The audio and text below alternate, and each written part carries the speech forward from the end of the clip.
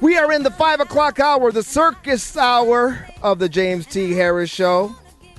And as I am often fond of saying, the circus is a big tent. The circus is a big tent. And to illustrate that, our next guest, my friends, is David Morales. David Morales, is he an activist? I've heard him referred to as an activist. I've heard him referred to as a radical. He is the author of the Three Sonorans website. He has been active in the Tucson Unified School District since the fight over the Mexican-American Studies classes. I think I remember seeing some of his work on the O'Reilly Factor. That's how far back this guy goes. And he is our guest in the circus, Mr. David Morales. So welcome to 104.1 KQTH. Hi, James. Thanks for having me. Oh, it's absolute pleasure having you. David, why don't you start by introducing yourself to my audience? Well, my name's David Morales, and I grew up in southern Arizona all my life. I'm from Marana originally. Went to the U of A, got a master's degree, and now I teach mathematics, which, I'm not afraid of numbers. I'm not afraid of data. I'm not afraid of going through budget books and whatnot. And, TUSD is always been a big concern of mine because it's just so blatantly obvious what's wrong there and how things are going wrong, and that there's actually a solution. Like, we don't need to be in this situation. So since about 2010, I've been either going to or watching every TUSD board meeting since then, and things are getting worse today as we speak. David, I am aware of you. I mean, we hear all kinds of things. You and I reside on different sides of the aisle, but that is not a reason why we shouldn't be able to talk about issues, especially finding common ground. The TUSD, you recently tried to address the board, and the board literally got up with Dr. Sanchez and walked out, which has to be some type of meeting violation. But that did not deter you. You're still going at it. I heard that last night you engaged in some old-time peaceful protest. What exactly happened? Yeah, so this is actually the third time I've had an issue with them. So this is actually, the summertime is when all these budget things are proposed and the teacher contracts. And this is also right after Prop 123 was passed. So there's been a lot going on lately. At the July meeting, I tried to speak, and I believe that made me sit down. And I had to jump a bunch of hoops before she let me speak without giving my address. Mm-hmm. Then at the August meeting last month, she made me give my address. I gave an address, and she says, I'm not going to accept that. And they had me actually physically escorted off the whole school. So I went from, having to sit down and then talk to then not being able to talk at all, being escorted out. And this meeting, they didn't even have a call to the audience. So we had a T-shirt that said, stop TUSD board bullying, our voices count. And since they had no call to the audience, I basically sat in the front row. All I did was turn this chair around, but it's right in the way of the feed, their propaganda that they're showing. And I just sat there with my back to the board the entire time. That's actually kind of cool. So people who are watching the feeds just saw you looking at the camera and the board trying to conduct their business. Well, it was actually interesting because at the time I went up there, because there was people sitting there before, mm-hmm. This wasn't planned at all. The moment I sat down is the moment they started talking about bullying. And so it's perfect timing. Listen, let me ask you, why is it that the school board, what do they have against you that they react so strongly from getting out and walking out while you're trying to speak, from the whole, the asking for your address and making you jump through all of these, what turns out to be illegal hoops, and then still denying you the opportunity to speak? What did you do to them?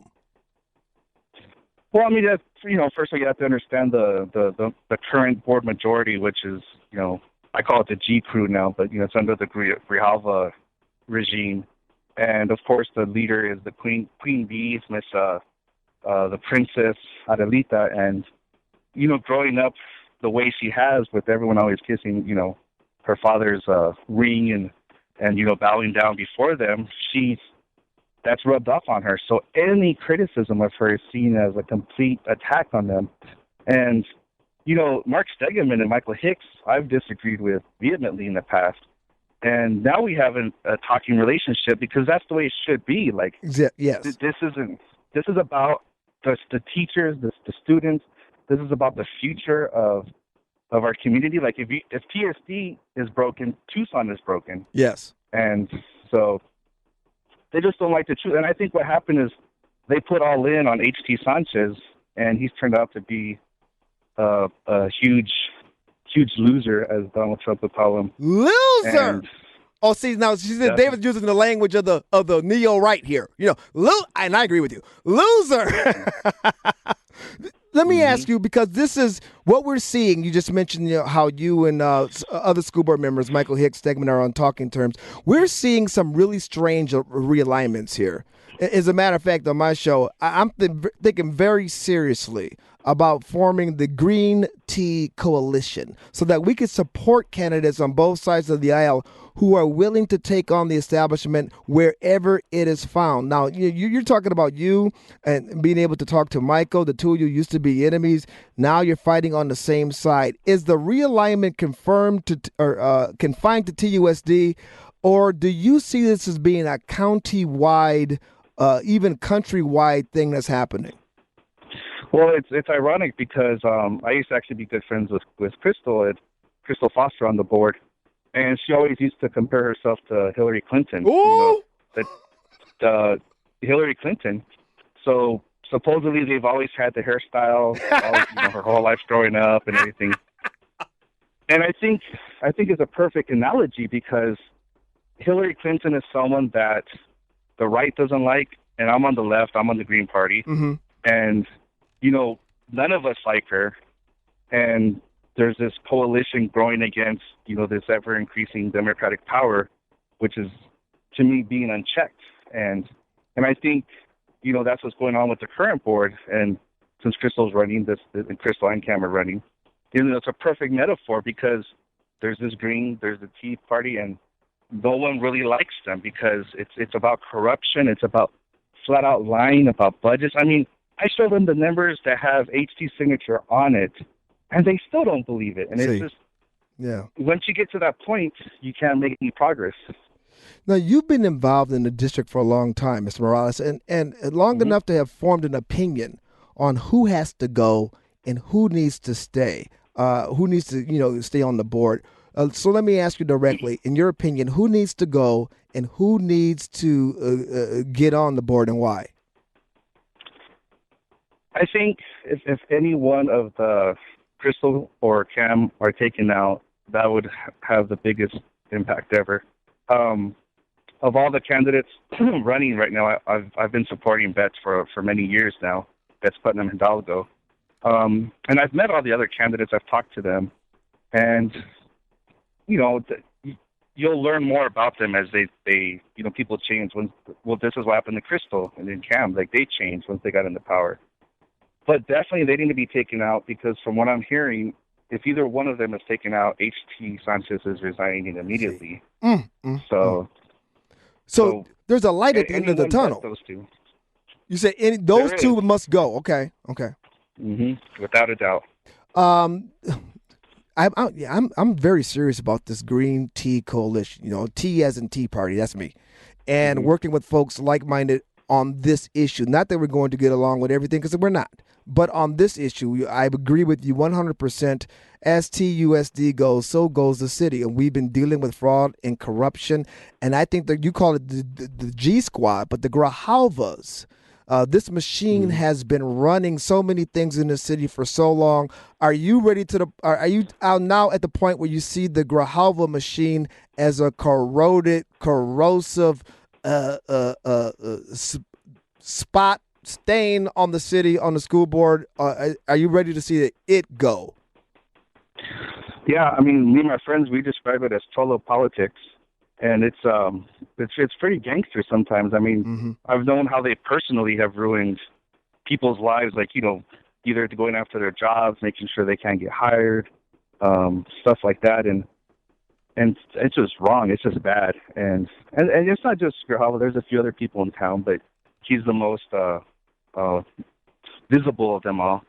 I think once he resigns, there'll be a bunch of infighting and it'll implode. But until then, it's just, it's just hard. That's the mafia you have to fight against and locally. My friends, we're talking to David Morales. He's one of the authors of the Three Sonorans website. Is this where people can go if they want to find out more about you?